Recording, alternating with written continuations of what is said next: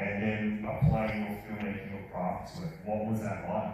Well, it sort of didn't feel that difference. It's something that I've written myself because I was on it for such a long time, and we would just sort of send the script back and forth. And Nick is like the loveliest guy. Like he's a surfer, his wife's a marine biologist, and he basically is Moses. So whenever I was thinking about like just directing Josh, it was like just some Nick, except that Josh had kind of better at it's nothing against Nick. And great pecs as well.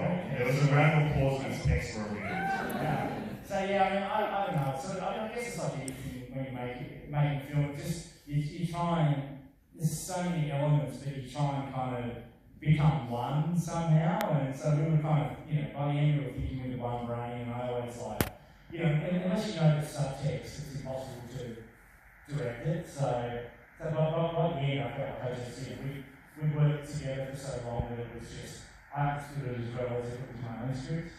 Well, it's so nice and important. We're going to try to do audience questions with characters, and I guess being able to give the audience the energy to care about both. Yeah, I think it's sort of like you almost want that mirroring between antagonist and protagonist, and in a way it's like a collision course between these two broken sort of people. And I think Zephyr uses the sea in a way that eases her kind of loneliness, whereas Tucker's kind of using it almost for selfish purposes in a way.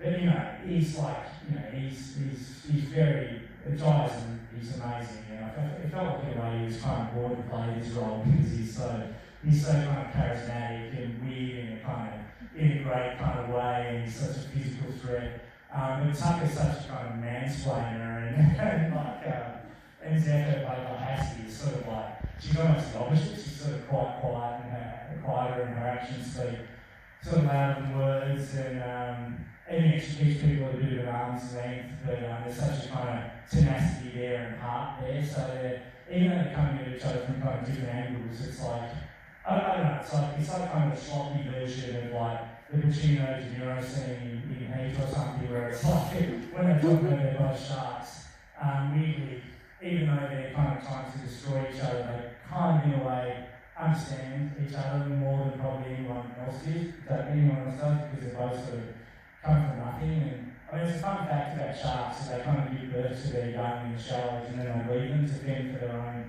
devices. So they are kind of, literally, they kind of are really sharks. These two people that have just like had nothing. And I think it's sort of it's a bit similar to Love Ones, where Zeb's kind of paying on the tough upbringing and becomes her kind of saviour.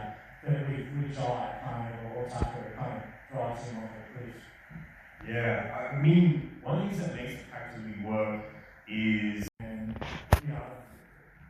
when you see a Tarantino movie, it's like it feels like it's so cinematic and it comes to life and it's propulsive and it's kind of like there's a big part of talking about cinema. It's like it should be invisible, but I think there's always kind of a chance to show off, but it also has to be grounded in characters. So when Tucker's listening to Evie, he would. It's like an Australian classic. He's at this kind of seedy marina, it's probably what he would listen to, and it's about, letting your hair hang down, and that's a part of his kind of MO as a serial killer, and create a house and meets me. So she came all the way from America. She had a blind date with Destiny, which is what's going on with the character, and even if you do, you kind of is like in a way it's like the crux of the love story, and what Creed represents with most of their songs, which is about the kind of they're kind of like political or the voice of the disenfranchised, but you can also just kind of have fun and let love in. So I feel like like songs can work in a narrative sense and be fun, and you can have your cake and kind of eat it too. So Nick's script just flipping on its head, and Shark actually not really being the baddie. I mean, there's kind of sharp attacks in this, but they're always at the manipulation of man, and everything that's in the film is true about chumming the waters on Shark Cage, kind of like tours. That's all, even though it's illegal, it's what's happening at the moment to make sure the customers actually get what they're paid for. And now sharks associate both with food, and I just found all of that really interesting. So it's kind of a way to kind of have our cake and eat it read two, and it's, I don't know, it's definitely two for the price of one film. It's like $2 in the chart. Good bargain. She assumes that he's kind of lumpy and you know, she judges the book by its cover, and he's actually kind of something else. And yeah, so it was just pretty much a construction of the script to get a bit of, you know, to get a little bit of kind of humour and start in an awkward way when they're in the band together before he reveals his amazing abs. Let's talk about one more question.